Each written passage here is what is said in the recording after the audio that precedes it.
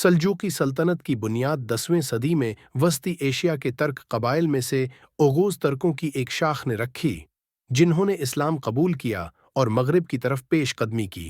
Seljuk B के पूतों तगरल bag और चगरी bag ने इस कबीले को एक अजीम सल्तनत में बदल दिया। 1040 में जंग दंदान खान में गुज़नवियों को शिकस्त देकर उन्होंने खुरासान पर कब्जा किया। घासा पपचाज़ारा में तगरल बेग ने बगदाद में दाखिल होकर इब्बासी खलीफा से सल्तनत का खिताब हासिल किया और यूं वो इस्लाम के मुहाफिज बन गए। उनके जानशीन अल्प अरसलान ने ईसो 76 में मशहूर जंग मलाजकर्द में बाज़ंतीनी सल्तनत को शिकस्त दी, जिससे अनातोलिया मुसलमानों के लिए खुल गया।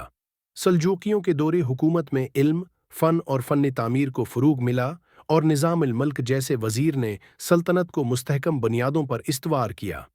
सल्जूकी सल्तनत का सुनहरी दौर सुल्तान मल्क शाह के दौर में आया, जिसके अहद में सल्तनत वसिया और मजबूत तरीन हो गई। निज़ाम उल मलक जैसे दाना वज़ीर ने निज़ामिया मदारिस कायम किए, जिन्होंने इल्मी तरक्की में अहम किरदार अदा किया। इस दौर में बगदाद, नीशापुर और अस्फ़हान जैसे शहरों को इल्मी व सकाफ़ती मराकिज़ का दर्जा हासिल हुआ। फ़न तामीर में सल्जूकी तर्ज़ तामीर मुतारफ़ हुआ, जिसमें खूबसूरत गनबद, मेहराबें और नक्श व नुगार नमायाँ थे।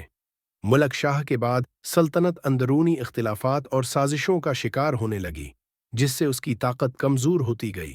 सल्जूकी सल्तनत मुख्तलिफ हिस्सों में तकसीम हो गई, जिनमें रोम, अनातोलिया का सल्जूकी, करमान और इराक के सल्जूकी शामिल थे।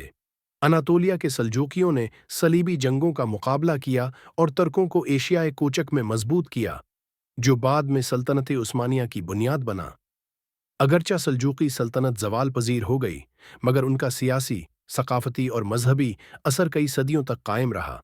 उन्होंने न सिर्फ इस्लामी दुनिया को मुतहद किया, बल्कि इल्म और हिकमत को फ़रूग देकर इस्लामी तहज़ीब को संवारा। सल्जूकियों की विरासत आज भी इस्लामी तारीख़ का रोशन बाब समझी जाती है।